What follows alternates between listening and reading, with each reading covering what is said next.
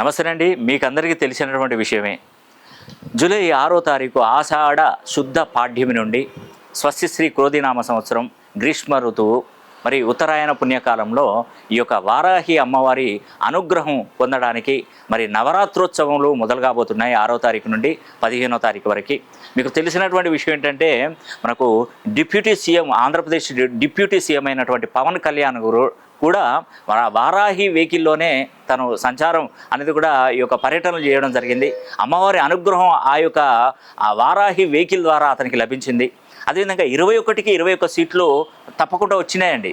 దాని ద్వారా అమ్మవారికి ఇచ్చినటువంటి మాట ప్రకారమే పవన్ కళ్యాణ్ గారు దీక్ష తీసుకోవడం జరిగింది.